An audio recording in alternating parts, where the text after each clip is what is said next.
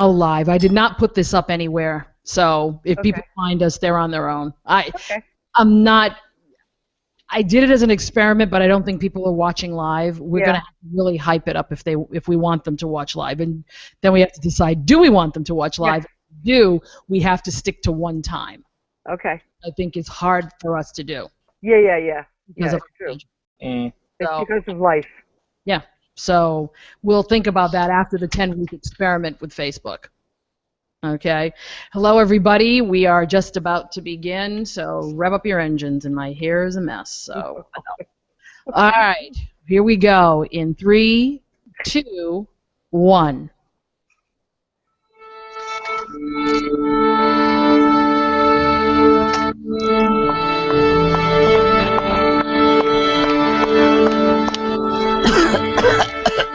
Hello? Are you ready? Then we'll begin.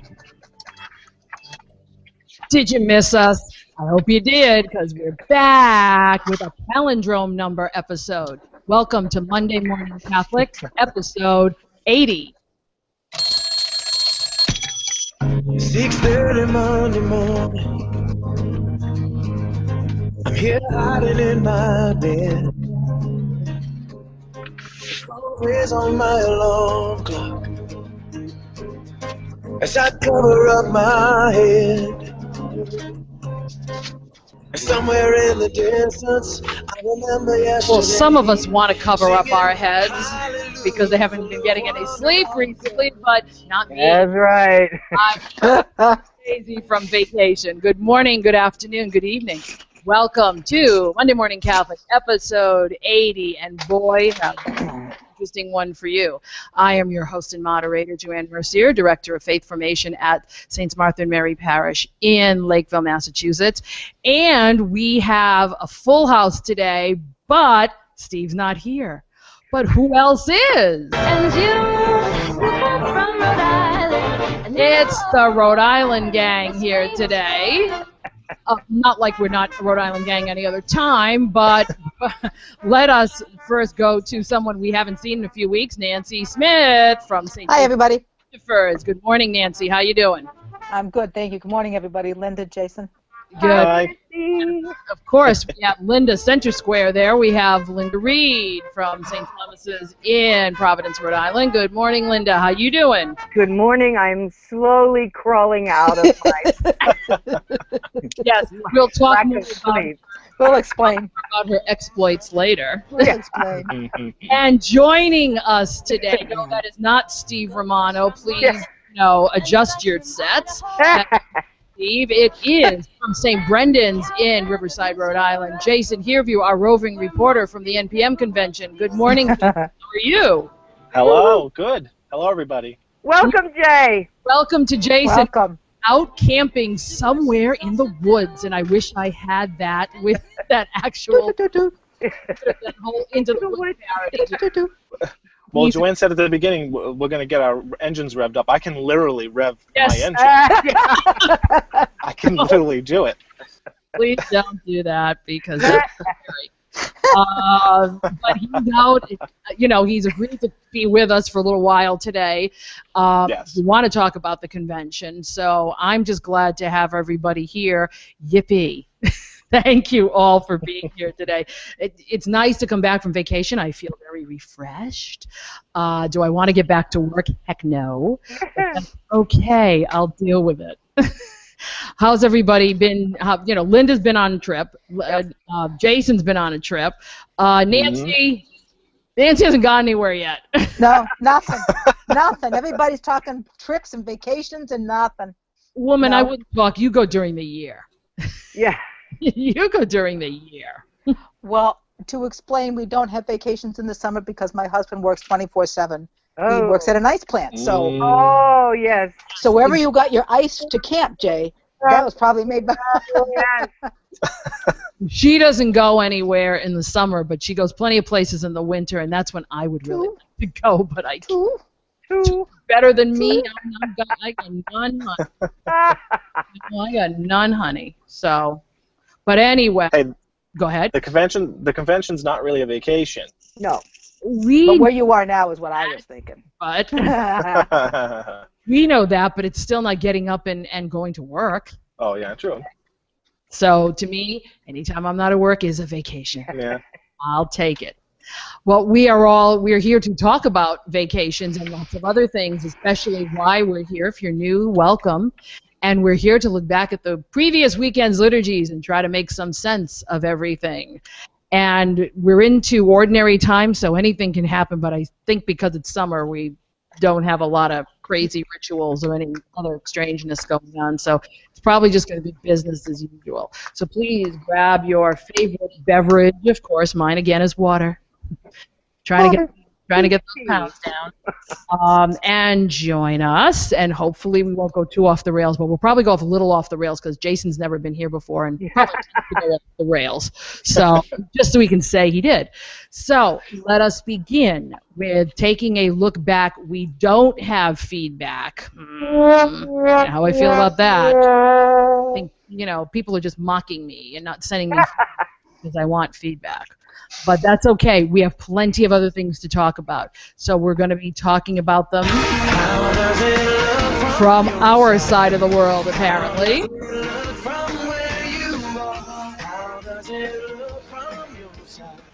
And from our side of the world, we've had a few things going on. We are going to start with Jason, who went out recently for the NPM convention, National Association of Pastoral Musicians, in Grand Rapids, Michigan. He was very nice to send us back a couple of reports, which was thank you. It helped us have a show last week, Jay. So people, I tried. Thank you. So people, it's like you've never done this before, and you just got out there with your cameraman, which I love. Mm-hmm. I designated Silvio as my designated cameraman. See, that's what we need, people, a designated cameraman. Yeah. So we can go and do this. And you sent back Jaime Cortez and Peter Brockman, but I want your impressions of the convention. Leave a little of the craziness out, or not, but we'd like to hear them because we didn't go. So we'd love to hear what happened. It was, I really enjoyed this year's convention. The theme was Called to Joy and Hope. That's what they themed this year. And you could feel that throughout all of the plenum, the morning talks. But I think I was talking to Silvio about it. The convention overall, I think I mentioned this to Joanne, the convention overall had a different spirit to it. I felt. I don't know if that was because of, I think it might have something to do with maybe Monsignor Hilgartner taking over as the new president of the organization. Could be. I noticed in the morning talks that there was a general theme that held across, yet the specific speakers could shape what they were going to talk about around what the general idea was going to be about. Like, for instance, the biggest theme was that document, Linda, you could probably help me, or Joanne, you could help me, Gaudium et Spes? Yes. That was the biggest theme throughout each talk, which I found interesting. Rejoice and hope. Yeah. All right. Yeah. And I think it really helped tie together the theme of the convention this year. And like I said, it had a different spirit. Can you describe it? Can you describe a different spirit? Was it in the speakers or in just in the way the speakers talked, the talks that they gave, the more it had a bigger ministerial component on the spiritual side than necessarily just talking towards music per se. Sounds like you're also saying they were very positive. Yeah, no, it was a very extremely positive way of experiencing that. The integrating of a more faithful, spiritual, ministerial, and all of that combined. You know what I'm saying? Yeah, I know. I do know what you're saying. I'm sitting there. I'm sitting here, kind of ruminating, because I've been on, I don't know about Nancy or Linda, I've been on the planning committees of some of these things way back in the day.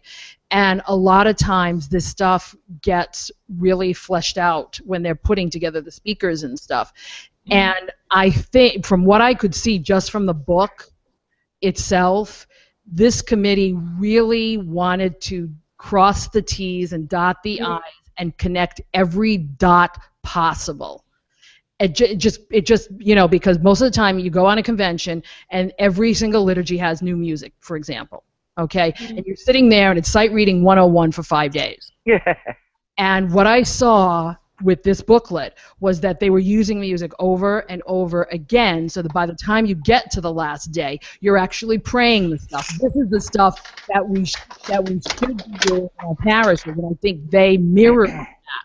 Am I in the right ballpark there? Yeah, that's exactly the way it felt. You know, you could sit with it more on a, like you said, a more prayerful and personal way, rather than just sitting there reading music. And that in a sense, that might have something to do with Hillgartner. That might have something to do with just the group finally getting and evolving to that point. Because of course, you know, we sit there and you do the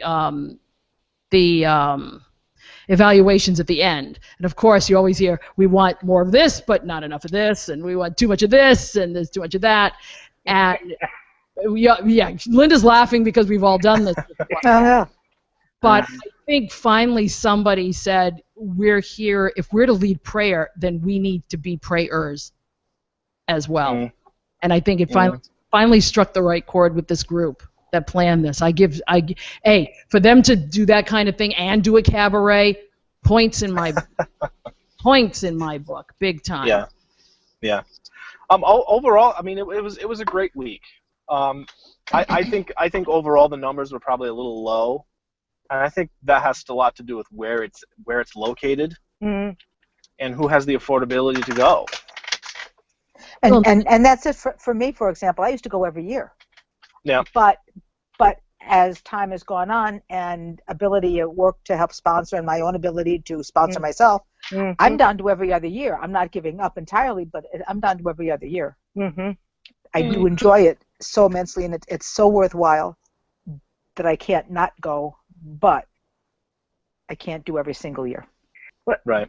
Jason, it's interesting that you should say that it had a more spiritual bent to it, because the program that I attended was exactly the same thing.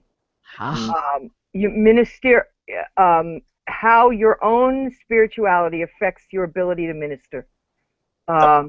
It was really a wonderful thing, and I'm glad I went to that one. I missed the convention, I missed all the camaraderie, but this one was good too. So. I think I'm hearing a theme somewhere in here.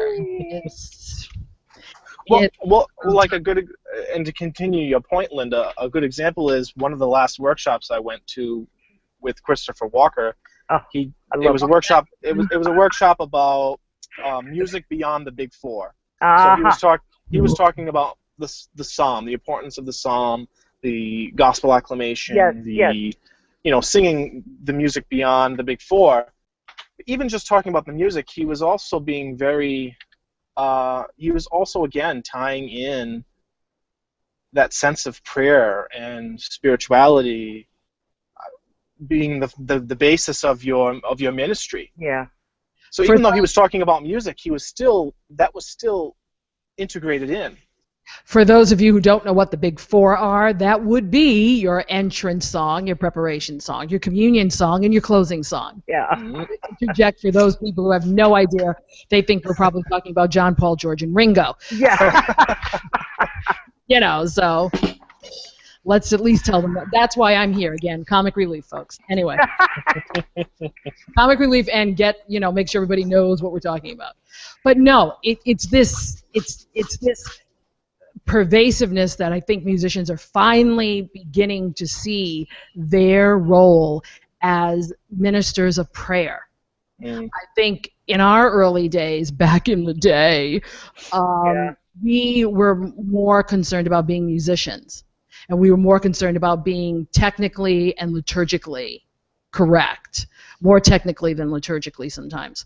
Now I think the shift is coming where, yes, we need to be that, but we also need to be leaders of prayer. We're not the celebrants, but we play a role. Yes. That we play a very important role, because music can make or break, I hate to say it, a celebration. And people may not always remember when it's good, but boy, do they remember when it's bad. Yeah. It's true. You not always remember the good, but if you hit a clunker or if something wacky happens, then, man, they're telling that story for... Yeah, they're right on top of you, man. That's what the future book is going to be composed of. All of those times. You got it, Nancy. And the one we saw on Facebook recently. That's what I was thinking of. That's exactly what I was thinking. You can't make this stuff up, folks. No. Can't make it up. Not at all. Jason, if you had a highlight and a low light, what would it be? I would say it's probably always for me. I mean, in the three times I've been, probably the highlight would probably be the convention Eucharist on Thursday. Wow, that's changed. It's really wonderful. It really is. I years ago. I noticed last year's too had a different feel to it. Yeah. Every song wasn't brandy new, you know, so that you couldn't pray. Right. I find it difficult to pray and sight read and sing in another language at the same time. Right. You know? Yeah. Absolutely. See what we have to go through as musicians. Yes. Pride. Yikes. And I'm really not fluent at all in Spanish. I could make a stab at French, but Spanish, no. And see, I'm okay at Spanish, but No. you know. But then again, I told the story a while ago of how I flunked sight reading. You're right. Yeah. So now I sight read like a fiend. There you go. And was there a low light? I would no. I don't think there Worst was to the anything best? that was. Yeah, I don't think there was really anything that was really on the low light of things. No. Good. No, I enjoyed it. I Good to enjoyed know. it. They offered really nice breakouts. It was really diverse. You could. Yeah, I could attend tell by looking at the program. Yeah. Yep. Lots of stuff. Yeah, it looks like Grand Rapids, the committee there did a fine, stellar job. Yes. You know, Yes, they did. putting together something that could be, and it's very hard to put these things together and try to be appealing to everybody and try to make sure that everybody is serviced correctly. And it's a mess sometimes. Some places are better than others. Now next year it's going to Houston, and I think Cardinal DiNardo probably has the whipping hall to make sure that it's going to his home diocese. So but see, for me, because I don't fly, Houston is going to probably not be a place where I'll go. I'll get you some duct tape, Joanne. Good. We'll strap you to the wing. Yeah. But see, I am, and I said this on the podcast, the podcast special from last week, that I think what they do with live streaming is so valuable. And if they wanted to monetize that in a small way for those of us who cannot attend, Yeah, absolutely. want to see more, I don't see that as a negative. Yeah. I was unfortunately. I watched the plenums. Yeah, I saw a lot of what Pray Tell, the PrayTellBlog.com had in their own stuff, and that's where I was getting the feeling from a couple of them that this is nice, but I think it's undercutting the convention. Well, if you think it's undercutting the convention, then monetize it. Yeah. Or have something you can promote it a little. I mean, you can either use GoToMeeting or Hangout or Skype for groups, and say if your people in your chapter can't come and you want access to X, Y, and Z, you can. We will provide the platform for you to watch together, discuss. You can do these things. It's absolutely Awesome. And it doesn't need to be live. It just needs to be posted on the web, and as you say, monetize it in such a way that the access comes to you once that's taken care of. Yeah. Because a lot of times I'm awake at night with nothing to do. Wake in the middle of the night. Wake in the middle of the night. And to go to a link and watch one of these things, that's my availability a lot of times. Yeah. So to watch something live is wonderful, live stream it, and they've done a great job, but they could go a step further than what you're saying. I absolutely agree with you. Monetize it, go in, put my access code, whatever. Okay, now I can watch whatever the plenums, whatever I would like to at that moment. Yeah, I think they're missing an opportunity to create that atmosphere virtually at the same time as or after as the convention is going on. And then all it can do is reap benefits for them because then they become the group that does this. If our members can't come to us, then we try to come to our members. I'm all for it. If they'll do it, I even said it. I put it on tape last week. If you want my help, yeah, I pick my brain. Let's look at things. I'm all for it. I think it would be super. She'd be happy to be on site and arrange all of that stuff down in Houston. In Houston. Somebody sends a car for her. Right. I'll take the train. I love train travel. Any final thoughts on this, or are you thinking of going to Houston next year, or are you going to take a year off? Yeah. No, I definitely would like to go to Houston next year. And actually, I supposedly heard where it's going to be actually the year after. Oh, please tell me it's closer to home. Cincinnati, Ohio, I believe. Again, they do a nice job down there. I believe. Can't we, Nancy? We can drive there. Nancy? Road trip. That's a long ride. That's a long ride. Is it over? Oh, sorry. No, go ahead, Jay. I was just gonna say, like I said, overall, it was a wonderful convention. The plenum talks were wonderful. It was great to see the new president at work. Mm-hmm. You kind of see what he's trying to bring in and do. I think his efforts come to fruition. It sounds like, yeah. Yeah, and it was a solid week. I kept as busy as possible, seeing as I was by myself. Yeah. So I tried to go to as much as possible. Yeah, what happens when you're with a group is. Well, let's take this off and we'll go eat. Yeah. So we'll go to the bar. Yeah. Usually, but we don't do that a lot. No, we don't. Bring the bar to the room. Yes, we do. I don't know what room you live in, but wait a minute. Who's been my roommate the last? Yeah, really. But actually, getting back to probably the highest point, my favorite part of the whole week was watching Steve Warner and the Notre Dame Folk Choir. Wow. They're phenomenal. Yeah. They were absolutely unbelievable. I've never seen them in person. I hear they're wonderful. Yeah. So infectious. And I was sitting close, and Steve Warner was right there directing. And just the way he directs, he's not sunken into the music, and he's just the way he's directing and the way he's getting you, he makes you want to sing, even though you may not know the song. Oh, jeez. That was just how wonderful it was, and it was prayerful too. So. And see, he has to do this with group. His group changes constantly. Yeah. Mm. So, I think they were a lot of his. I heard they were like alums. Well, you might have to take alums on a trip like that because the kids aren't going to be able to afford it.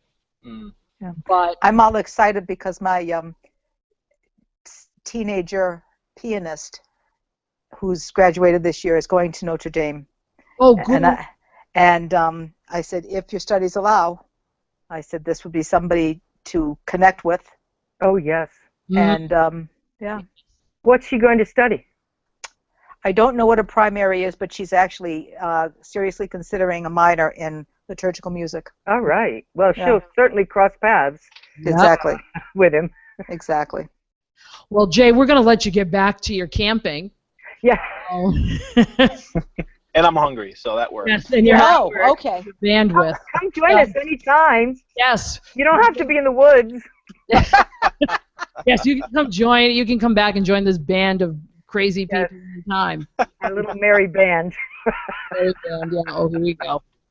All right, Jay, thank you so much for being with us.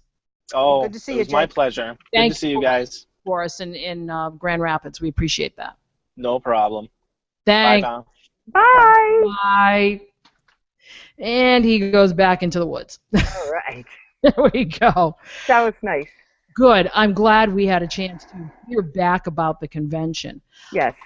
Now, staying on this topic of things that have happened in the past from our side of the world, Nancy, however, unfortunately, she wasn't here with us the weekend of July 4th, but had a very interesting homily to share with us, so I would appreciate it if she would. Nancy? Okay. On July 5th, my pastor, we celebrated the fact that my pastor had become a U.S. citizen about a month previous. Father Shemek is a native from Poland, and he went through the process of becoming a citizen, and I had the opportunity to witness that ceremony, and it was just every U.S. citizen, every person born here needs to see this, just to appreciate. There were 35 people becoming U.S. citizens, 20 countries represented, Wow. which is huge to me. Yeah. So on July 4th weekend, this is his homily. Hold on one second. For those of you who are watching us, Nancy's reading it off the same thing she's, being viewed on. So if you see the little face that's, stagnant face, it's because she has your iPad to, iOS 9 will clear this up hopefully. So basically his homily, and I'll try and condense some in my own words and read some of it. He was kind enough to send it to me because overall it was so it was a huge impact for me. Oh, great. And he starts out this year, our National 4th of July falls on this weekend, which gives us a great opportunity to reflect a little bit on being an American and being a Catholic, and what does it mean to say that we are proud Americans and also Catholics. How did those two statements blend together? And I have to read this next one because I never took anything from this point of view. He says, quote, "For me, born and raised in Poland and traveled around the world a little bit, I am excited and grateful to be here in America. I love the country, love the people, traditions.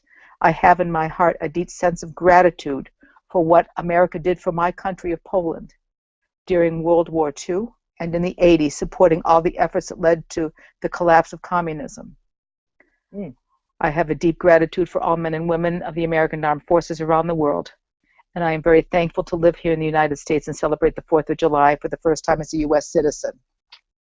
He then took the tune "America, My Country 'Tis of Thee" and built off of that, talking about all the things we have to be grateful for in our great country.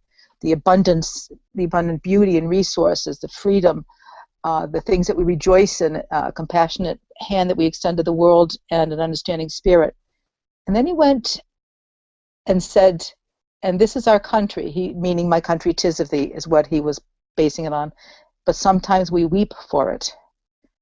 And this next paragraph I'm going to quote as well. Quote, "We weep that our country has been harmed by September 11th attacks. We weep when we see shootings in schools, and the latest at that point was Charleston. We weep for our country that with so much abundance, we still watch our sisters and brothers who are forced to live on the streets, who need health care and elder care. We weep for our country where life is cheapened by a culture that finds it so easy to push aside the unborn, the challenged, the sick, and the aged. And we weep when the Supreme Court ruled out the traditional understanding of marriage." And then he paused. He really gave that a pause to let that sink in. He took us to having everybody get out a dollar bill and talking about some of the graphics and such and what do they mean. and looking at the pyramid, which is an unfinished building, and how America is unfinished because it is always this. It will always be unfinished because we are always taking it to the next level, to another spot, to another spot. We Americans are always building America more and more. He says, quote, both the work of building America and establishing God's kingdom continue today. On this celebration of our nation's founding, he means, may we recommit ourselves to the work of building the pyramid from the dollar bill that is America, and as Catholics, as Christians, as baptized people, may we continue the work of Jesus to be messengers of God's reign of peace and love and forgiveness. This is the Independence Day weekend. It is our day. It is our nation's day. May we all learn once again to live as one nation, under God, indivisible, with liberty and justice for all. God bless America. Okay. Yeah, that was quite the homily you told me about. Like, I was goosebumpy. I don't get goosebumpy. I was goosebumpy. Because it was somebody telling us what we should be doing all the time anyway. Mm. Oh. Where I'm okay, there you go. I lost you guys. You're back. Okay, hi guys. You're I'm back. sorry I had to read that, but I didn't want to misquote or mislead. No, that's all right. It was how do you be Catholic? How do you be American? And can they coexist? And absolutely, they can coexist. There's no issue in coexisting. As a matter of fact, they go together rather nicely. People talk about the separation of church and state and all of that, and that can exist as well. Mm-hmm. But it doesn't mean that it has to always be so. The separation of church and state business, and I will say it until the cows come home. That's not what it means, I know. It's not what it means. It is so that the government does not create a state religion. Mm-hmm. Okay. Yep. It does not mean we take God out of the environment, which exactly people have done. Yes. I will say it over and over and over and over again. Preach it, girl. I don't have one of those preach it things. Preach it, girl. You got me. Thank you. Well, I have this. I can do that. That works. There you go. And then I've got,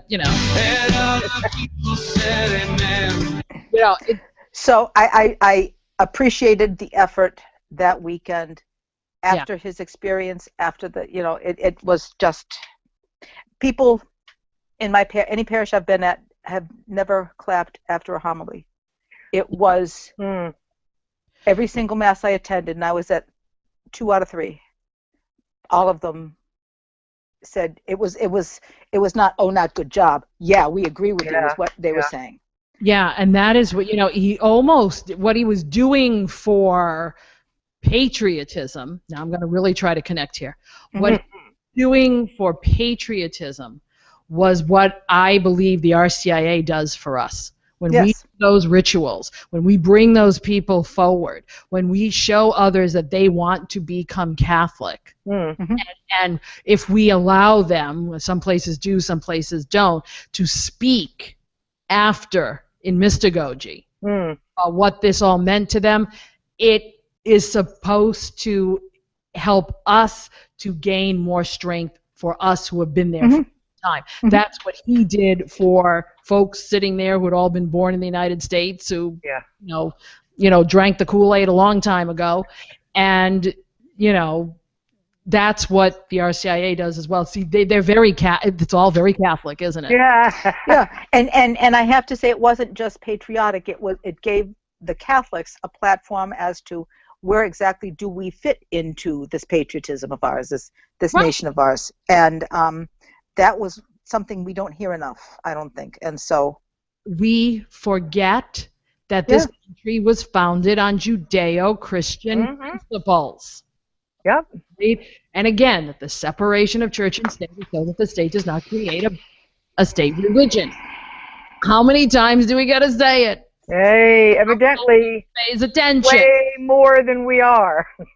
Right. It's been used by by folks who want to take religion out of our life and Take down the nativity scenes. Take down Yeah. the Ten Commandments. Take down the...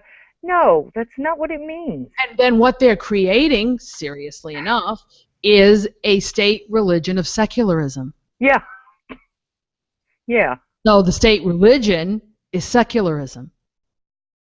You know, throw everything else out, and it's all for yourself. Not Yeah. even one for all and all for one. It's all for No. yourself. It's all for yourself. It's all for me.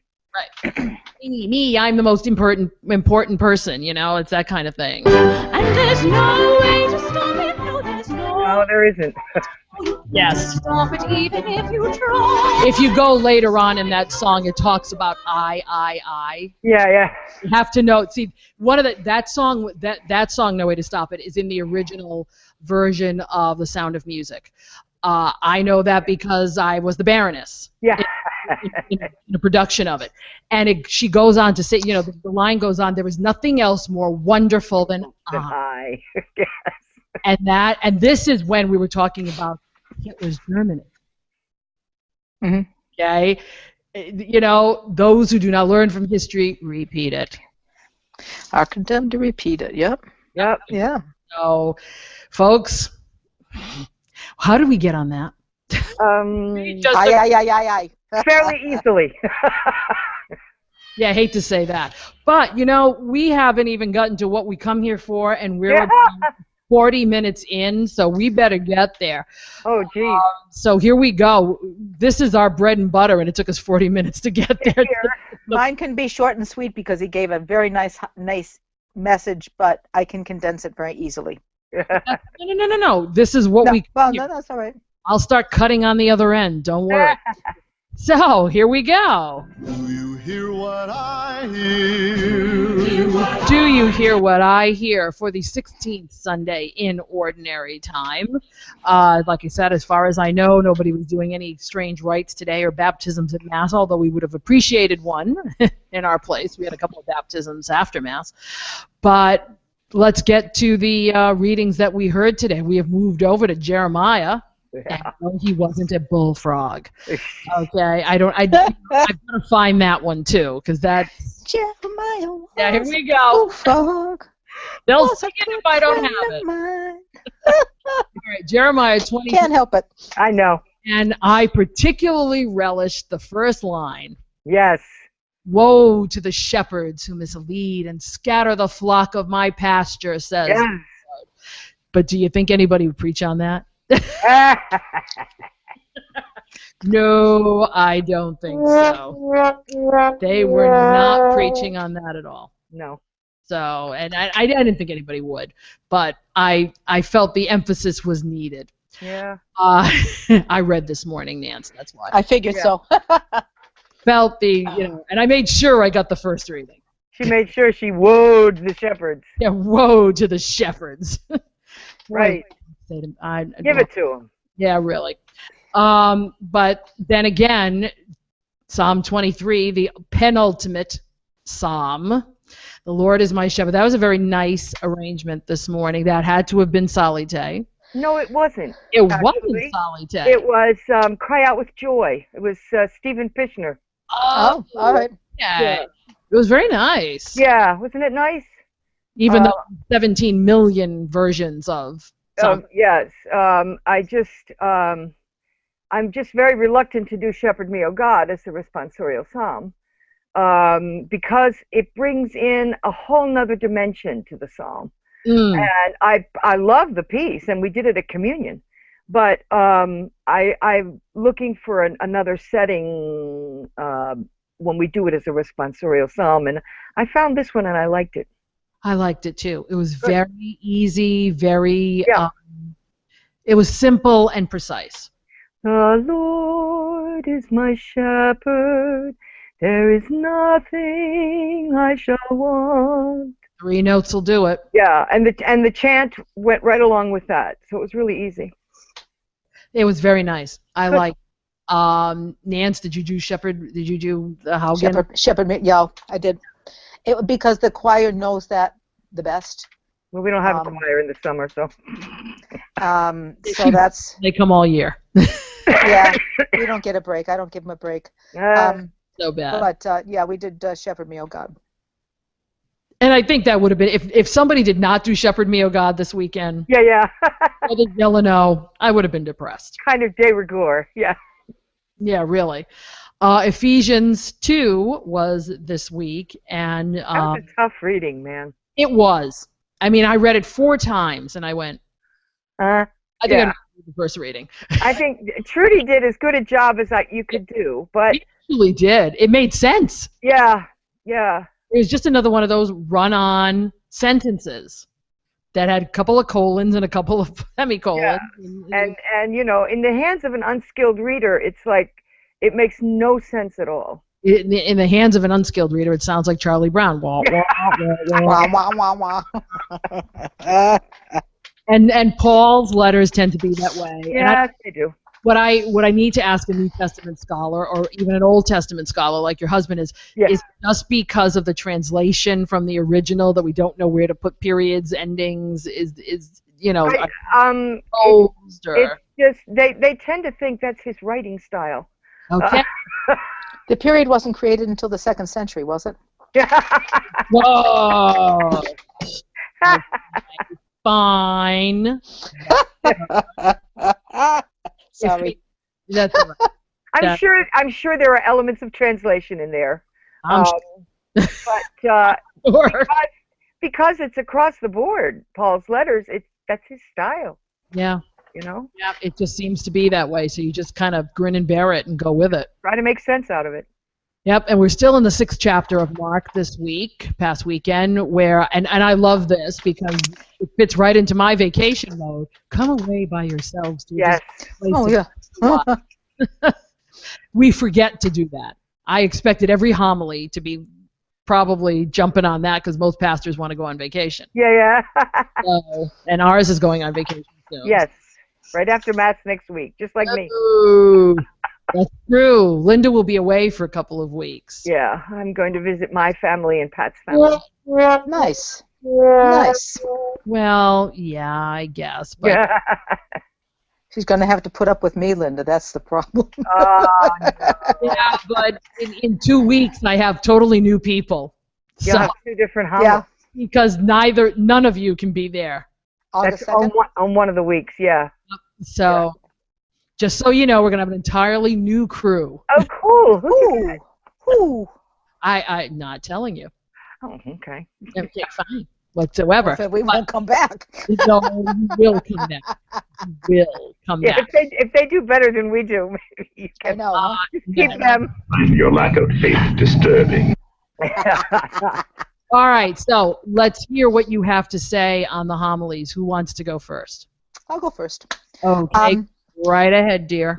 Father did take that piece from the gospel that you were just talking about getting rest, and how he talked about it was he introduced the whole idea by saying we have busy lives, every single one of us. We're all doing different things here and there and here and there, and he said we managed to find time to do exercise and eating and this and that and the other, and he says, but we never find time to pray. And he said, you ate yesterday, right? you found time to eat because that was necessary. And with that, he said, and so is praying.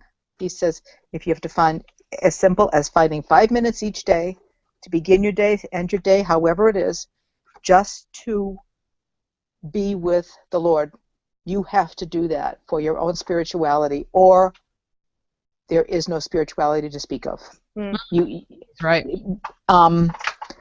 And he worked from there, and basically, you know, I couldn't take notes because I was up in front. He had a couple of good pieces. The basic idea is you need to take time for the Lord because we take time for everything else, and we take the Lord for granted that He's always going to be there, and He is, and yet do we know He's there? Are we spiritually connected with Him, or are we just saying He's sitting over there, or is He sitting next to you? And I found that something that I needed to hear right now, because I don't take time for myself and the Lord. I don't don't take enough time, I should say.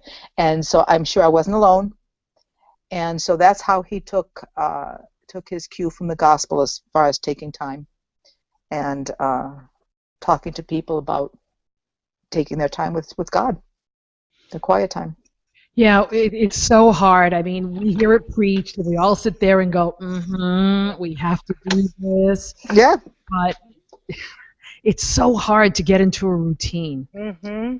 But he was so funny. He says, we all managed to find time to eat yesterday, didn't we? Oh, yeah. Oh, yeah. He said, and if we didn't make lunch, he said, we knew it by dinner time. Yeah. He says, why don't we have that awareness? Yep. No, of he's God? right. Oh, he is right. He absolutely is right. Positively on the money. So as we're making that sandwich. Yeah. Yes. Time to pray. Make the sandwich. To start with, that might not be a bad idea. Every time you go, get yourself moving that way. Yeah. That might be the best way to start. Okay, Linda, that was almost. We heard a little stuff like that as well. Father John took the same portion of the gospel, actually. He started out by saying that the readings today are about prayer, love, and compassion. Jesus reminds his followers about the importance of going to a deserted place to be with God. And now more than ever, he says, we need to remind ourselves of the importance of spending time with God. We know this is not easy, for oftentimes we have no time left for God. No matter how awful that sounds, we know it is our reality. And he said, you keep putting it off and you keep putting it off and you say, I'll do it before bed, and your head hits the pillow and you're gone. So he said, prayer usually gets lost in the shuffle. And yet at the same time, we know the importance of spending time with God, and we know the power of prayer. And then he went on to tell the story of a young woman named Sharon, who he knew when he was down at Christ the King. She was in her late 40s and was diagnosed with stage 4 cancer with little time to live and evidently no mobility. She was bedridden. I remember how she said she felt helpless and there was no meaning left for her other than trying to make sure her 18-year-old son would be okay. She was in a nursing home, and so I made the suggestion that God had given her a lot of time, and maybe she should use the time to pray for others. The next time I visited her, about a couple of weeks later, Sharon was getting sicker, but she had a smile on her face when she saw me. She said, "Thanks for giving me meaning in my life." And she showed him the newspaper, and she said, "I read the paper every day, and I pray for the families who have lost a loved one. I pray for peace in the world when I read stories about the war. I pray for those who were just married." He said when people used to get married and put their announcements in the newspaper. He said, she said, "I pray for people that are just married, that their lives will be wonderful." And she said, and he said that not only was the prayer helpful to the object of the praise, the prayees, but it was also helpful to the prayer, because Sharon felt that she had power once again to do something for somebody. And so he kind of concluded with, "This is a powerful reminder of faith being lived out."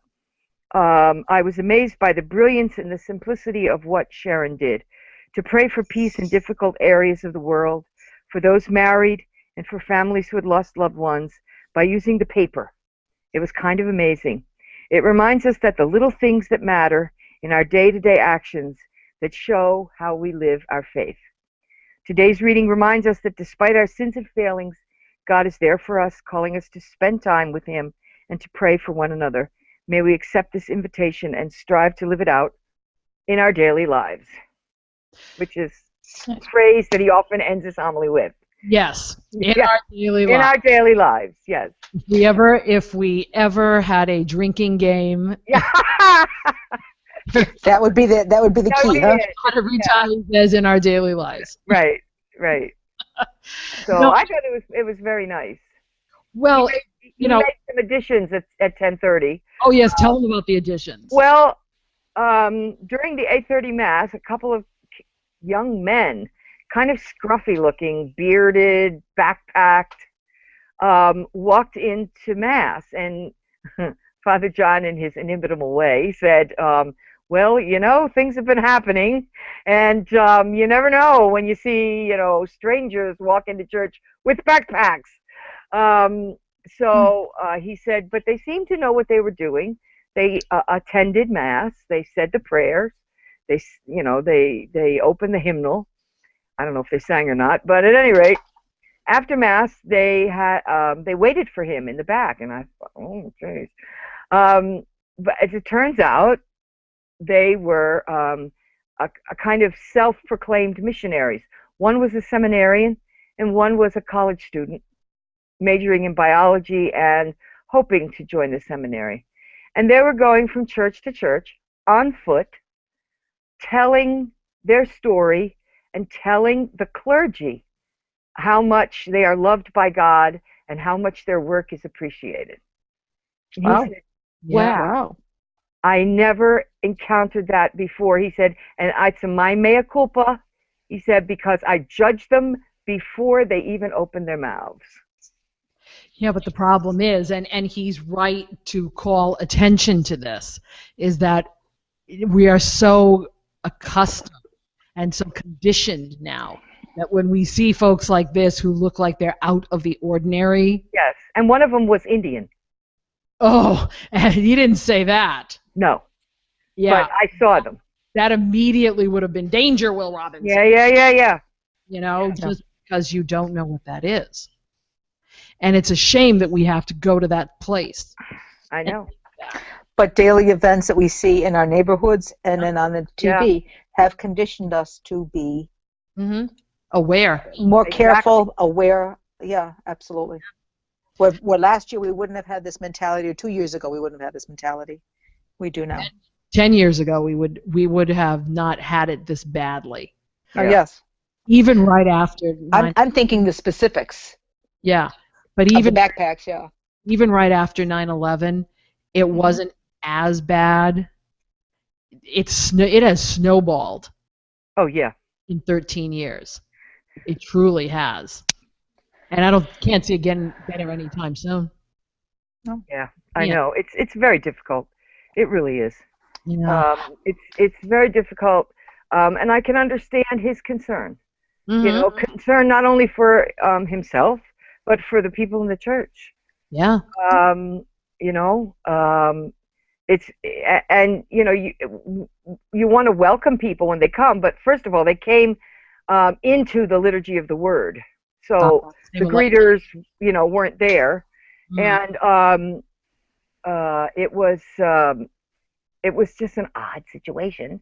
And he judged before he talked to them. And then he said, after I talked to them, he said, I was so refreshed and so, you know, he said, I thought it was so wonderful that these young men would go around encouraging the priests. And I believe I saw them. I said to Kevin as we were as we were driving home, I said, remember when we were driving in, we saw 2 kids, dark clothing with backpacks. Yes. Walking down the road. He said, yeah, I remember that. I said, I think that was them. That was them, yep. And they were heading on to the next church, which is They were going to Mary Mother of Mankind. Right, which is in my neighborhood. Yep. So, you know, I give them credit for taking this on. Yeah. I wish they'd look a little bit more like Mormon missionaries. Yeah. Then people wouldn't be so fright. But sometimes we work with what we got. That's right. Work with what you got. Yeah. All right. We did have a little, just a real quick. Go ahead. At the end of our 11 o'clock mass, we did have a little bit of a ritual-like moment. We had a couple who was celebrating their 25 years of marriage, and so Father did a quick renewal of their vows and such, and he had gotten them papal blessing. Oh no! And so we presented that to them. It was Lisa and Greg. I won't say last names for them, but Joanne knows who they are. I know. And, okay. And so then when all of that was over, Father said, and this is such a witness to families, to marriages, that marriages can persevere and such, and it's also a huge witness to the fact that marriage is between a man and a woman. And that's all he said, and he went back to his chair. There you go. There you go. So that's it. So I had to give him kudos for that. I really do. Well, Well, it's funny that you should mention that because as I was coming up the stairs last night, we had the grandchildren over last night, and they always go to sleep to music. And Tyler is the one who picks out the music. And I'm coming up the stairs last night, and I hear, dee-dum, da-dum, dee-dum, da-dum. And I'm thinking, oh my God, I've just done one wedding too many. It's in my head. He had put in a tape by Mendelssohn. Oh, how funny. Oh. That's funny. I love it. Oh, geez. Well, I'm cutting frantically again because I'm running the time. You're running over, yes. No, that's okay. What I do want to say and I'll do the shameless plugging here now, we talked about in episode 79 of doing something for our folks on the Facebook page. And, of course, that was 2 weeks ago. So it may have gotten lost in translation, so let me explain again what we're going to be doing. The segment's going to be called Voice of the People, and what we're going to be doing is every week I put up a whole bunch of things that come across my Facebook page or somewhere else.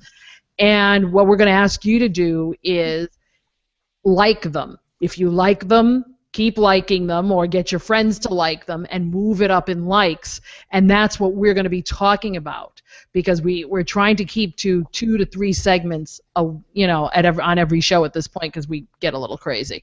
So we did, in the past 2 weeks, we have had something that has crossed our page likes. In fact, it had 296 likes. Ooh. Yeah, and we would have talked about it today, but the people who originally put it up took it down. Yeah. And if you know anything about the Eye of the Tiber site online, I think they're Eye of the EOTB or Eye of the I can't remember what they are. I'll put it in the show notes. They are satiric. Yeah. They put up Catholic satire. It's not real, people. Okay? And they had put up an article that said, new study finds 80% of Catholics don't know all the dance moves to Sing a New Song. And I thought it was hysterical. And, of course, I made a crack comment about it and put it up there. Yeah, okay, when you see me put up stuff like that, it's for comic relief, and please don't vote on that stuff. Okay, please, I'm going to ignore your votes on that. The next one that got a lot of votes was about 179, was Rory Cooney's entry on his blog, Gentle Rain, REIGN, called Funerals and Funeral Music. Church, we have a story to tell. We would have discussed that today if we weren't running over time. But this is the kind of thing we're asking you to do. If you can, as I put up stuff this week, if you like it and want to share it, like it and share it, going up, that's what we'll talk about. We're doing a 10-week experiment, so don't kill us now. If this works, well, if this works, the format will change a little. If it doesn't, back to the drawing board. Okay, so please be a part of our Voice for the People and go to our Facebook page, facebook.com/Monday Morning Catholic, and vote that stuff up so that we can see it. Now, if you want to send us feedback, and we'd really love it if you would. I'd really love it if you would because it helps me figure out the show. MondayMorningCatholic.net. And thank you to Jason's mom who put a nice remarks on MondayMorningCatholic.net in the comment box. Yes, we know your bias. He is your son. He did a great job. Yes. But you can also send us email with your feedback to MondayMorningCatholic@gmail.com. You can catch me and on Twitter at Ritual Diva or at MMCatholic. I check both accounts. Or Here's my number, so call me maybe. You can call us on the voice feedback line, 774-955-0659. The last thing we will talk about, and yes, we are over time, and we will stay over time at that point, is Linda's great David, if you want. picture. And we'll stick it under this section called, because she was there learning about liturgical music. So, Linda, how was it at Hot Notre Dame? Yeah, actually, it wasn't hot until the last day. We okay. really lucked out with weather. We really did. Oh, good. I was trying to figure out how it was because the magnitude of the campus and the magnitude of my back pain. I had to rent a scooter to get around, and I was trying to figure out how I was going to hold an umbrella and drive the scooter at the same time. That doesn't work. But I didn't have to. I never had to. It always rained when I got back to my dorm. So you can. I will skip all the weird stuff and just talk about the sessions. We were in a. We're interested in the weird stuff too. Just we were in a maiden voyage of a new program, in the Vision program from the Center for Liturgy at Notre Dame. It was for a liturgical music ministry, LMMs. They refer to us as the LMMs. It's differentiated from the Catholic Youth Ministers, CYMs, and 350 high school kids. They were just M&Ms. Yeah, they were just M&Ms. Yeah, I had to. Hey, I thought. Yeah, yay. And so most of our stuff we had with just the 25 of us. It was 25 of us in this inaugural program. And all of our, what you might call plenum sessions or keynote sessions, were just us. We had evening prayer with the youth. I'm using evening prayer. It was not my cup of tea, okay? It was very loosely adhered to. If you didn't know what Roman Catholic evening prayer looks like, you would never know from what you experienced at these evening prayers. Really, very aimed at the young people. Okay. What was there adoration involved too? Because that seems to be very big. Adoration was a whole separate thing. Okay, fine. Whole separate thing.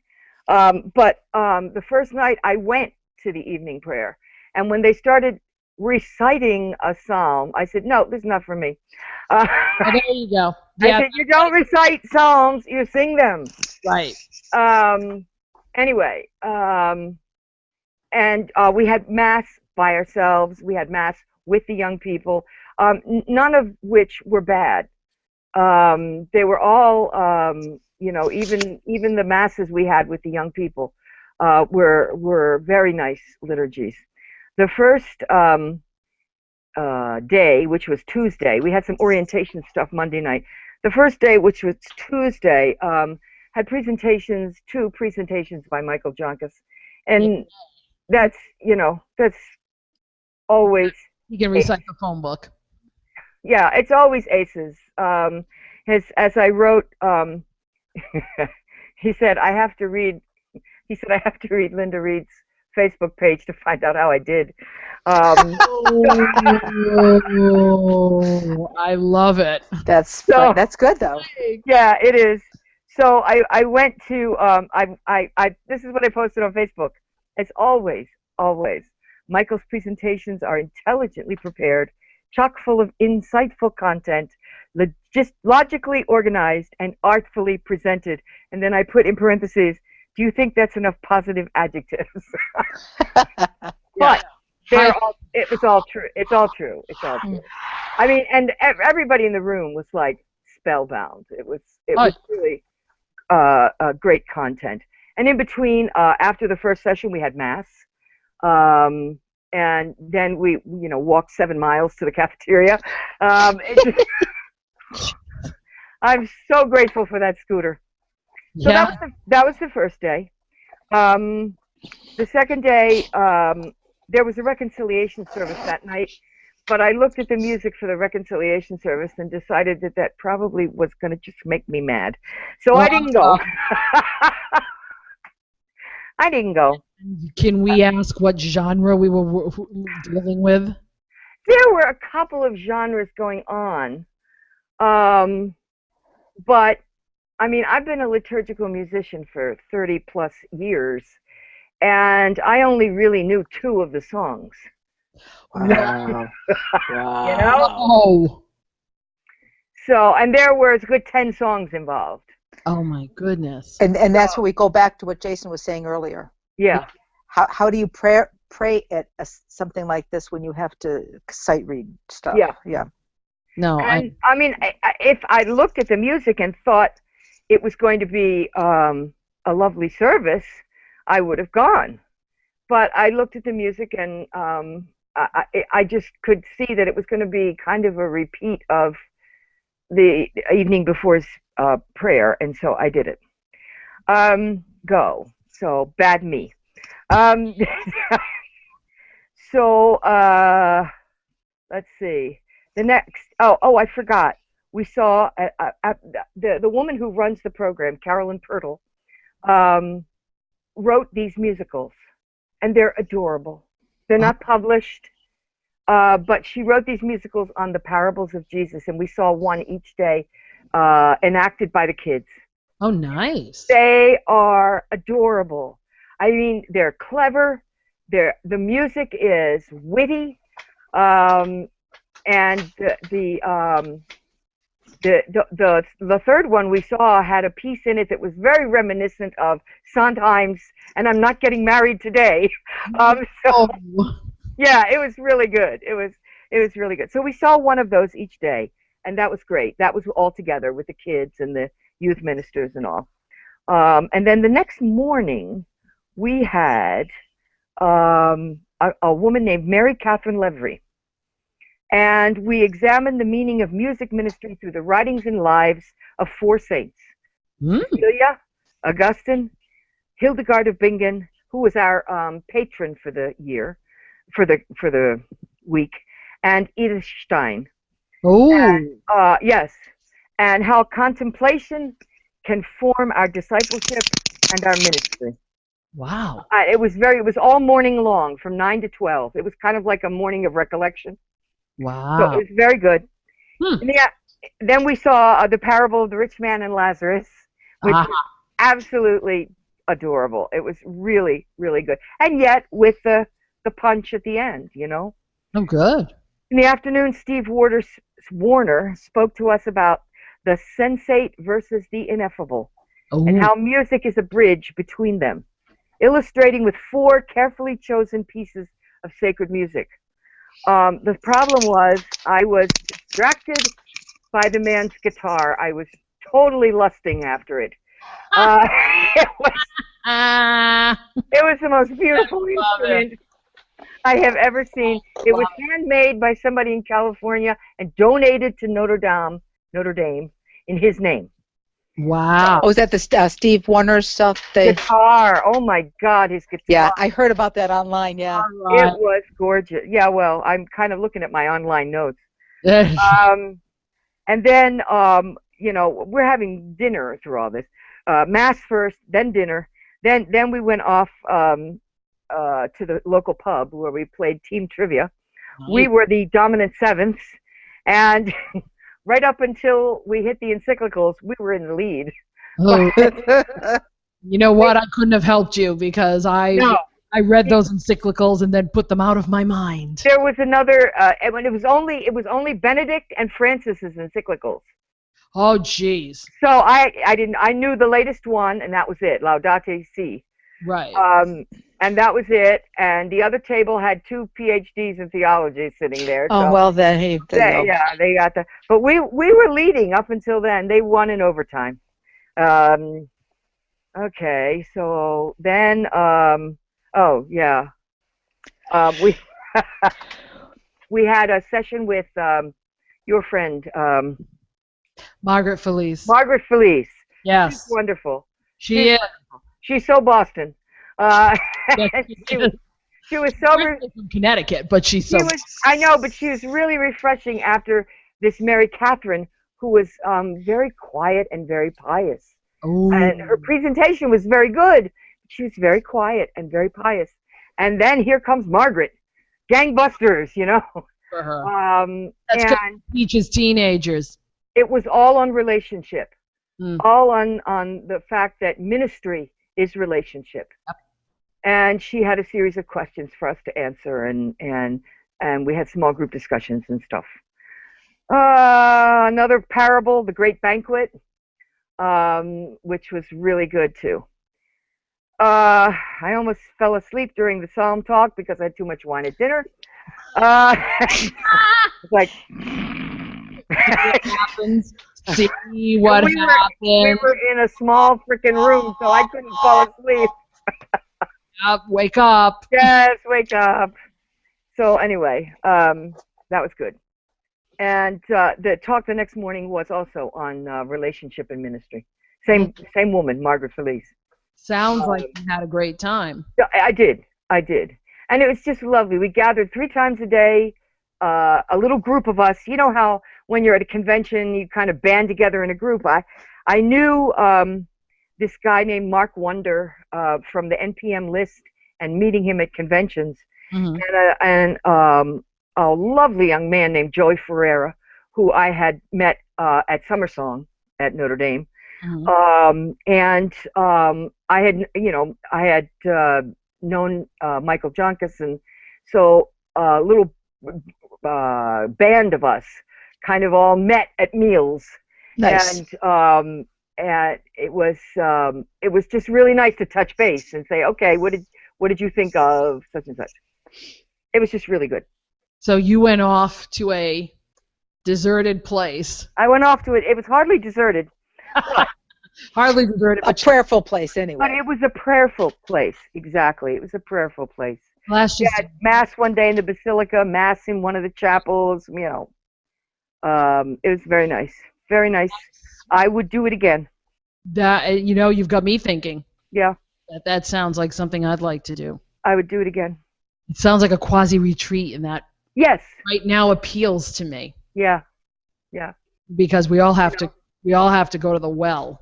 I said, I thought to myself, and it was cheaper than going to the convention. But I thought to myself, I don't need another workshop on how to direct an ensemble. Right. If I don't know by now how to direct an ensemble, I may as well just hang up my guitar strings. I'm thinking of going to the Mid-Atlantic Congress this year. Oh. Seriously thinking of going. That's January? February 1st. It's the first week of February. It's a Thursday, Friday, Saturday, 4, 5, 6, I think. It's in Baltimore. Thursday, Friday, That's Saturday. The one in Baltimore? One in Baltimore. Yeah. Thursday, Friday, Saturday. Seriously think. Mark Hart is one of the speakers, and I happen to like Mark Hart, the Bible geek. I don't know him. Oh, he's one of the... I live with one. That's enough. He's one of the vice presidents for Life Team. And he's a great speaker. So I would like to hear him. I missed Robert Barron last year. Yeah, you were going to go to last year, I remember. I was going 2 years ago. I've been trying to go, and it just hasn't made it into... Yeah. So I finally put it in my calendar this year and said, I'm blocking these days off before anybody else takes them. Yeah, really. And I want to see if I can get there this year. Because, it's a little bit more convention-y, but... That's all right. At least it's some time away doing what... I just have to go where I think I need to go. Exactly. And this year it was this. You could go to the Baltimore one and stay with family. Yes, I could. Yeah, you actually could. Yes, I could. Now that my sister has dug out her back bedroom, I can... There you go. We all have one of those. Speaking of digging out, I got to dig out of all of this because you knew, my friends, that we would be a little long this week since we had 2 weeks of overtime. Sorry. No, but I don't want... Great segue. Great segue into getting out. But before we go, I have to plug 3 things. Okay, go for it. Quickly. I've had these new books sitting on the shelf over here, wanting to tell you all about it. Sarah Vabulis, the Catholic Drinky, who has been on our podcast before, has a new book that's finally released on June 1st called The Catholic Drinky's Guide to Homebrewed Evangelization. It's a good book even if you don't brew beer. Yeah. Okay. She really is in that young hipster crowd. So if any young hipsters are following us, I would get her book. Then she just started a podcast, and she's also on the Catholic Hipster podcast. You can find all of those at iTunes. Maria Johnson from the great group of Catholic Weekenders is going to be having a book being released sometime, I believe, either in October or November, and it's going to have the best title in Christendom, My Badass Book of Saints. I like that. Looks at four saints that have guided her recently in her spiritual journey, and I love it. So Maria's book isn't going to be coming out until probably October, November. We'll keep you informed on that. And finally, Jennifer Fulwiler. She has her own show on Sirius, the Catholic Channel 129. Plus, if you read her first book, Something Other Than God, it has got to be one of the best books I've read in a while of a spiritual conversion from atheism to Catholicism. It's a wonderful book. She's following it up with a second book called Living Among Scorpions, One Woman's Guide to Surviving Her Suburban Life. Oh, geez. She's got 6 kids. Yeah, she's a hoot to listen to on. I've got the Sirius. She's a hoot to listen to. Catholic Channel. Yeah, absolutely. That book is only on Kindle, and it's coming out this coming Thursday. Oh, okay. And it's a Kindle only. Do you have to read the first one to appreciate the second? I would. I would. I read the first one. I couldn't put it down, and that's high praise coming from me, who can put everything down and do something else. So if I can't put it down, if I read it in 2 days, then you got to read the book. It's called Something Other Than God. It's just a great spiritual story, and I've been trying to plug these things the last couple of weeks, and haven't had time. So since we're admittedly going way over time today, I figured. What the heck? Again, if you want to give us some feedback, please, MondayMorningCatholic.net, right on the website. MondayMorningCatholic@gmail.com is our email address. Facebook.com/MondayMorningCatholic. Please like the things you see us put up this week so we can talk about it next week.